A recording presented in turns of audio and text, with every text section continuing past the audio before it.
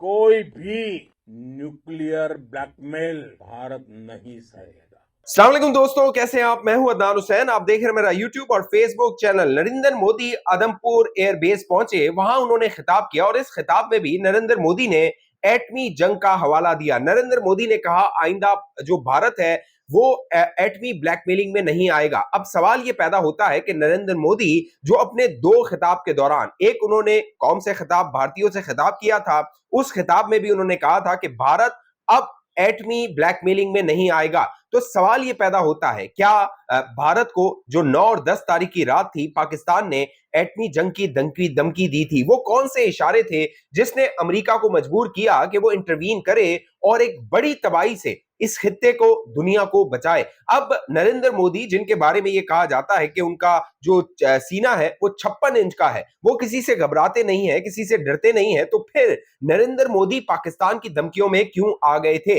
अब जो जराए हैं, जो सोर्सेस है पाकिस्तान में, भारत में और अमेरिका में, वो जो तफसीलात बता रहे हैं वो बड़ी भयानक है और बड़ी खौफनाक है। क्योंकि उसकी वजह यह है कि उन तफसीलात से यह जाहिर होता है कि जो पहल एटमी जंग की थी वो भारत ने की थी। जब भारत ने पाकिस्तान में 9 और 10 तारीख की रात को 3 मकामात पर एयरबेसिस को टारगेट किया, जिसमें मुरीद एयरबेस था, शोरकोट एयरबेस था, और सबसे खतरनाक जो हमला जिसको कहा जा रहा है कि जिसके बाद पाकिस्तान की रेड लाइन क्रॉस हो गई, वो नूर खान एयरबेस था। भाईजान नूर खान बेस में आके गिरा है, ये अटैक हुआ है नूर खान बेस पे, बिल्कुल घर के सामने। अभी एक जहाज गुजरा है और ये नूर खान बेस के ऊपर अटैक हुआ है। जब भारत ने ब्रह्मोस मिसाइल का इस्तेमाल करते हुए नूर खान एयरबेस को हमला किया, तो उस वक्त जो पाकिस्तान के थिंक टैंक्स थे, पाकिस्तान के जो फैसला साज थे, जो सोच रहे थे, जो फैसले कर रहे थे कि आगे की हिकमत अमली क्या होगी, स्ट्रैटेजी क्या होगी, उन्होंने ये तय कर लिया कि अब भारत पाकिस्तान के जो एटमी तंसीबात हैं, एटमी जो स्ट्रैटेजिक लोकेशंस हैं, उनको टारगेट करने जा रहा है। उसकी वजह यह थी कि जो नूर खान एयरबेस है वो पाकिस्तान के लिए स्ट्रैटेजिक अहमियत रखता है। रात तकरीबन 2:09 पे यह पहला हमला किया गया था नूर खान एयरबेस पे, और उसके बाद पाकिस्तान के जो थिंक टैंक्स थे उन्होंने सर जोड़ के बैठा और उन्होंने यह फैसला किया कि इससे पहले कि भारत पहले स्ट्राइक करे, पाकिस्तान जो है वो उसका रद्देअमल दे देगा। अब जो नूर खान एयरबेस है उसकी अहमियत इसलिए है कि वहां से एक तो जो बैनुल अक़वामी परवाजें हैं, जो फॉरेन डिग्नेटरीज होती हैं, वो वहां से ट्रेवल करती हैं। और जब ये हमला 2:09 पे नूर खान एयरबेस पे किया गया, उससे 1 घंटा पहले जो पाकिस्तान में पीएसएल हो रहा था, उसकी जो फॉरेन प्लेयर्स थे, यानी जो बाहर से आए हुए थे, उनको वहां से दुबई भेज दिया गया था। तो मुमकिन था कि जो भारत था उसका टारगेट वो प्लेन हो सकता था जिसमें फॉरेन प्लेयर्स थे, या फिर नूर खान एयरबेस की वो स्ट्रैटेजिक लोकेशन थी जो पाकिस्तान के लिए इंतहाई अहमियत थी, उसकी अहमियत थी। और साथ साथ जो नूर खान एयरबेस है उसके कुछ ही फासले पर पाकिस्तान का जो कमांड एंड कंट्रोल डिवीजन है, जो कि न्यूक्लियर मामलात को देखता है, उसका भी दफ्तर है, या कह लीजिए वहां पे बड़े फैसले होते हैं। तो ये वो इंडिकेशंस थी भारत की जानिब से ब्रह्मोस मिसाइल का इस्तेमाल करना, जो कि न्यूक्लियर वॉरहेड्स को कैरी कर सकता है। पाकिस्तान को ये इंडिकेशन आई कि भारत जो है वो सेकंड अटेम्प्ट में शायद न्यूक्लियर जो आर्सेनल है उसका इस्तेमाल कर सकता है, या फिर हमारे जो न्यूक्लियर एसेट्स हैं उनको टारगेट कर सकता है। उसके बाद जो पाकिस्तान के DGISPR थे, फौज के तर्जुमान, उन्होंने कहा now see wait for our reaction, Now you just wait for our response. और उसके बाद हमने रिएक्शन देखा। Today on 10th May at the time of Fajr, we have given a strong punch to our coward enemy. Alhamdulillah. कि पाकिस्तान ने रद्देमल दिया सिर्फ 2 घंटों में, और जो भारत था उसकी मुख्तलिफ जो स्ट्रैटेजिक साइट्स थी, तकरीबन 26 के करीब, उनको निशाना बनाया गया। अब नरेंद्र मोदी जो हैं, उन्होंने जो सीज फायर किया, जो माहौल नजर आ रहा था उसमें लग नहीं रहा था कि नरेंद्र मोदी इस तरह सीज फायर करेंगे या फिर वो सरेंडर कर देंगे। उसकी वजह ये थी कि 6 और 7 तारीख को जो भारत ने पाकिस्तान में मुरीद के और बावलपुर को निशाना बनाया, इसके अलावा दीगर मकामात को, उसके बाद जो भारत था, लग रहा था कि वो बड़ा कॉन्फिडेंट है, उसका पलड़ा बड़ा भारी है, लेकिन अचानक जो पाकिस्तान का रिएक्शन था और खास तौर पे पाकिस्तान एयरफोर्स का रिएक्शन था, वो अनएक्सपेक्टेड था। जब पाकिस्तान एयरफोर्स ने भारत के राफेल तैयारे गिराए, जो उसका प्राउड था, भारत का प्राउड था कि अगर हमारे पास राफेल तैयारे हैं तो पाकिस्तान के साथ हम कुछ भी कर सकते हैं। और 6 और 7 तारीख के बाद जो भारत था उसने पाकिस्तान को प्रोवोक करना शुरू कर दिया था, चाहे वो मिसाइल की सूरत में हो, चाहे वो ड्रोन्स भेजने की सूरत में हो, चाहे वो एलओसी में दबाव बढ़ाने की सूरत में हो। और इस दौरान ये 6 से 9 तारीख के दरमियान जो अमेरिका था वो न्यूट्रल नजर आ रहा था। जेडी वेंस और डोनाल्ड ट्रंप के बयानात आ चुके थे। जेडी वेंस और डोनाल्ड ट्रंप ने कहा था it's none of our business, हमारा इससे कोई सरोकार नहीं है, पाकिस्तान और भारत दोनों जाने वो जो है वो इस मामले को निपट लें। We can't control these countries, though. Fundamentally, India has its gripes with Pakistan. Pakistan has responded to India.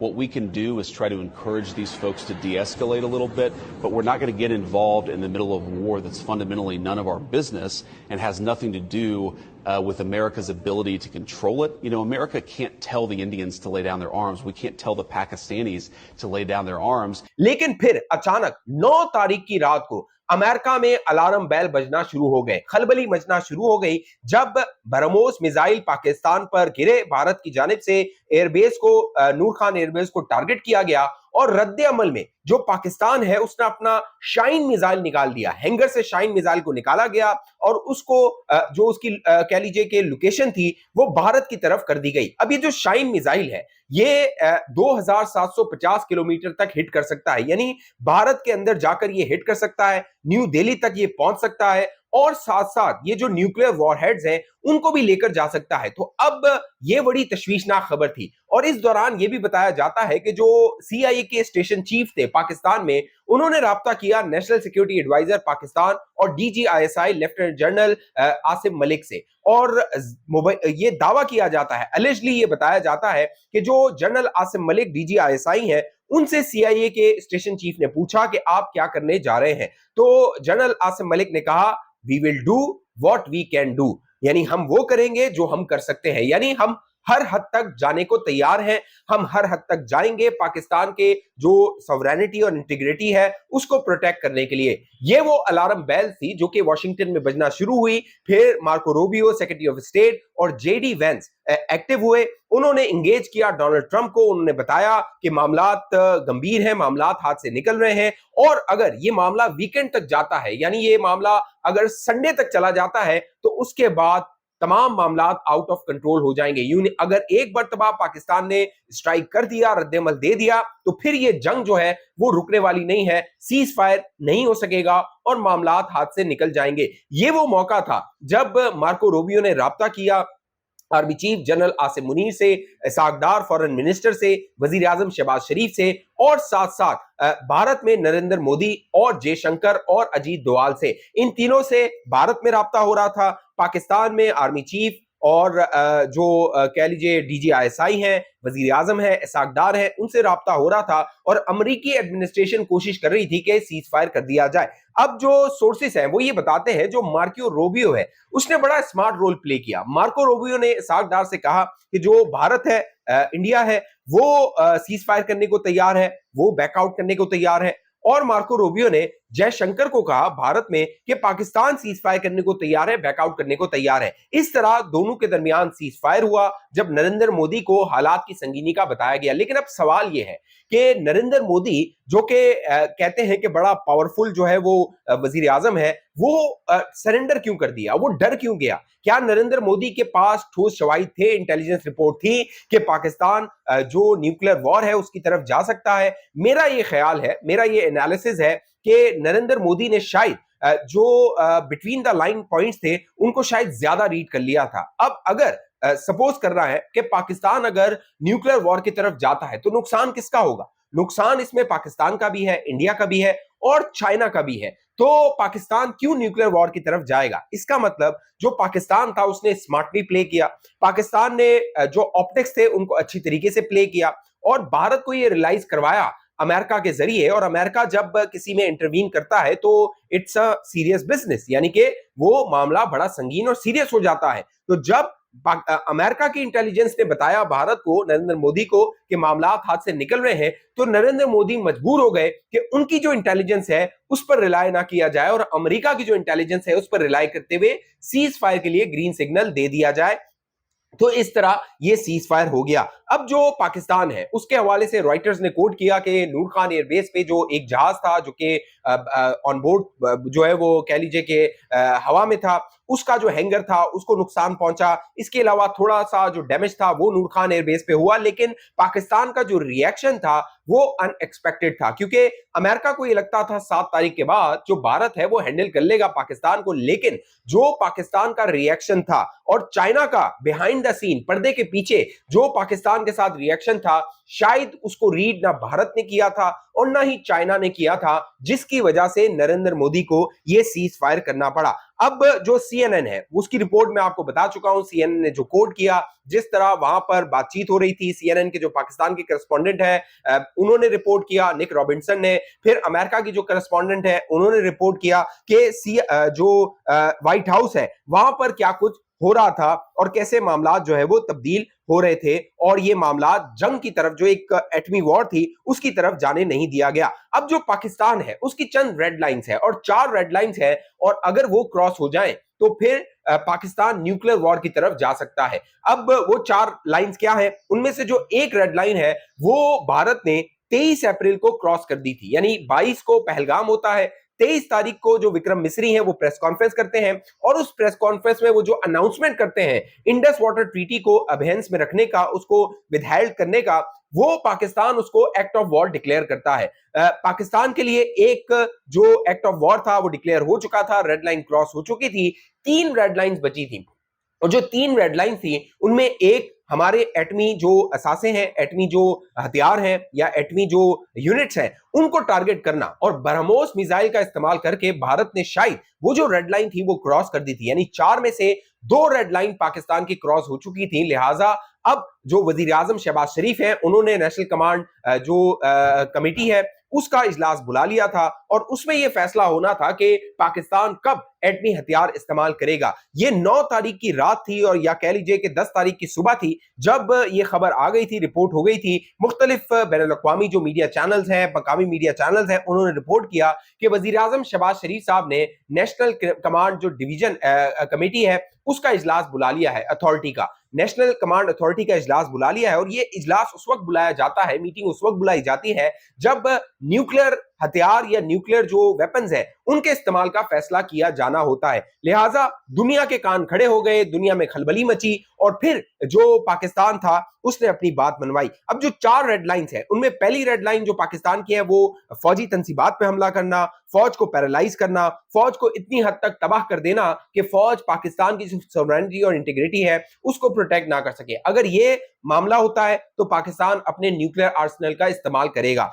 दूसरी जो रेड लाइन है वो पाकिस्तान का पानी रोकना है, जो जिसको Pakistan act of war declare कर चुका था, जो कि इंडिया ने, भारत ने पहले रोका था। तीसरी जो रेड लाइन है वो इकोनॉमिकल डीस्टेबलाइजेशन है, यानी पाकिस्तान को माशी तौर पे नुकसान पहुंचाना। इसमें भारत का जो मीडिया है वो खबरें दे रहा था कराची पोर्ट को तबाह कर दिया गया है, फिर लाहौर पे कब्जा हो गया है, इस्लामाबाद पे कब्जा हो गया है। तो ये वो इंडिकेशंस थी जो कि आ रही थी, और पाकिस्तान इस पे देख रहा था कि जो भारत है उसके इरादे क्या हैं, क्योंकि नरेंद्र मोदी जो सोचता है भारत का जो गोदी मीडिया है उसको वो रिफ्लेक्ट करता है। लिहाजा जो पाकिस्तान था वो असेस कर रहा था कि हमारी रेड लाइंस कहां-कहां क्रॉस हो रही हैं। जो चौथी रेड लाइन है वो पाकिस्तान के न्यूक्लियर आर्सेनल है, उन पे हमला करना है, उनको अटैक करना है, और वो भी रेड लाइन जो है वो पाकिस्तान को क्रॉस होती हुई नजर आ रही थी। अब जो अमेरिकी सदर है उन्होंने 12 तारीख को खिताब किया, क्योंकि 12 तारीख को नरेंद्र मोदी ने भी भारतीयों से खिताब किया था, और उसमें उन्होंने कहा था कि हम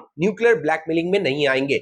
नरेंद्र मोदी के इस खिताब से चंद घंटे पहले जो डोनाल्ड ट्रंप है उन्होंने खिताब किया था, उन्होंने व्हाइट हाउस में बात की थी, और उस बातचीत में, उस खिताब में, उस स्पीच में जो डोनाल्ड ट्रंप है उन्होंने वाजे किया था कि जो पाकिस्तान और भारत के दरमियान सीज फायर हुआ उसमें मेन रोल ट्रेड ने प्ले किया। यानी डोनाल्ड ट्रंप कह रहा था कि मैंने कहा कि मैं ट्रेड नहीं करूंगा दोनों के साथ, लिहाजा दोनों ने कहा ठीक है, we are interested in trade, let's do trade, और हम जो है वो सीज फायर कर रहे हैं। लेकिन अब डोनाल्ड ट्रंप ने सऊदी अरब में एक और बयान दिया है, और जो डोनाल्ड ट्रंप का अब का बयान है वो न्यूक्लियर वॉर के हवाले से है। बाकायदा डोनाल्ड ट्रंप ने कहा कि न्यूक्लियर मिसाइल्स दोनों की जानिब से, मैंने बताया ना कि शाहीन यहां से रेडी हो गया था, ब्रह्मोस वहां से रेडी था, वो हमले कर रहे थे ब्रह्मोस से जो कि कैरी कर सकता है न्यूक्लियर वॉरहेड। यहां पे जो है वो शाहीन जो है वो न्यूक्लियर वॉरहेड को कैरी कर सकता है। तो अब डोनाल्ड ट्रंप ने जो स्पीच की है और जो बयान दिया है उसमें क्लियर हो रहा है। डोनाल्ड ट्रंप ने कहा, मैंने कहा, लेट्स डू सम ट्रेडिंग,